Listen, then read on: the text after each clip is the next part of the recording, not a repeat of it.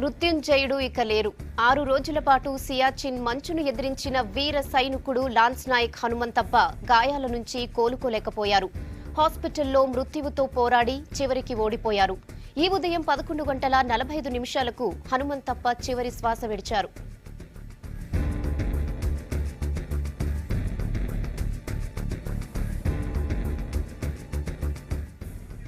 పూజలు ఫలించలేదు, ప్రార్థనలు ఫలితమివ్వలేదు.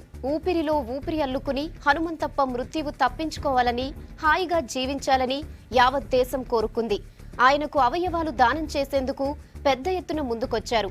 అయితే చలికాటును హనుమంతప్ప బలైపోయారు. శరీరం నుంచి చల్లదనాన్ని తగ్గించి సాధారణ స్థాయికి తెచ్చే ప్రక్రియలో ఆయన శరీర భాగాలు ట్రీట్మెంట్కు సహకరించలేదు.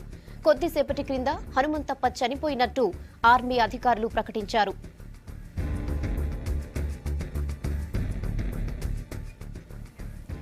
ఇక మృత్యువుతో పోరాడి ఓడిన వీర జవాన్ హనుమంతప్ప చికిత్స పొందుతూ చనిపోయారు. దీనిపై పూర్తి అప్డేట్స్ భరత్ అందిస్తారు.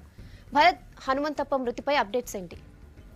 గ్రహణ ఈ ఉదయం 11:45 హనుమంతప్ప మల్టిపుల్ ఆర్గాన్ ఫెయిల్యూర్ తో మరణించినట్లు ఆర్మీ అధికారిక ప్రకటనలో వెల్లడించింది. నిజానికి ఫిబ్రవరి 8వ తేదీన, అంటే ఏదైతే అవలాంచ్ జరిగిందో, మంచు తుఫాను వచ్చిందో, దానిలో 6 రోజుల పాటు ఆయన బ్రతికి ఉండడమే ఒక పెద్ద మిరకిల్ గా అందరూ చెప్తూ వస్తున్నారు. అటువంటిది ఆయన చాలా పోరాటం చేసినప్పటికీ చివరికి 6 రోజుల పాటు మంచులో ఉండడం, -40 డిగ్రీల ఉష్ణోగ్రతలో ఇదంతా కూడా జరగడంతో చాలా అవయవాలు కూడా ఫెయిల్ అయ్యాయి. ముఖ్యంగా మెదడుకు ఆక్సిజన్ అందకపోవడంతో కృత్రిమ శ్వాసను అందిస్తూ వస్తున్నారు. వెంటనే ఎప్పుడైతే 8వ తేదీ ఆర్మీ ఆయన్ని బయటకు తీసిందో, వెంటనే army research and referral hospital కు తరలించారు. ఆర్మీ రీసెర్చ్ అండ్ రెఫరల్ హాస్పిటల్లో దేశంలోనే పేరుగన్న హాస్పిటల్. రాష్ట్రపతికి కూడా ఇక్కడే ట్రీట్మెంట్ జరుగుతుంది. రాష్ట్రపతి హోదాలో ఎవరున్నా సరే వాళ్ళు ఆర్మీ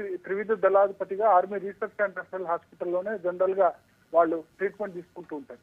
సో వైద్య పరంగా అన్ని ప్రయత్నాలు కూడా చేసినప్పటికీ ఎటువంటి ఫలితం ఇవ్వలేదు. దీనికి ప్రధాన కారణం ఏంటంటే -40 డిగ్రీల చలి ఉండడం, 6 రోజులుగా అతను ఉండడంతో చాలా వరకు కూడా అవయవాలు, ముఖ్యంగా మెదడు గాని, కిడ్నీలు గాని, కాలేయం గాని, ఈ కీలకమైన అవయవాలన్నీ కూడా పనిచేయడం మానేసిన కారణంగా మెదడుకు ఆక్సిజన్ అందకపోవడం, కిడ్నీస్ కూడా పూర్తిగా పాడవడం, పైగా అన్నిటికంటే ముఖ్యంగా ఊపిరితిత్తులు పూర్తిగా కూడా, ఊపిరితిత్తుల్లో న్యూమోనియా పేరుకోవడం, అంత చలిలో ఉండడం వల్ల ఊపిరితిత్తులు శ్వాస తీసుకోవడం కూడా చాలా ఇబ్బంది అయింది.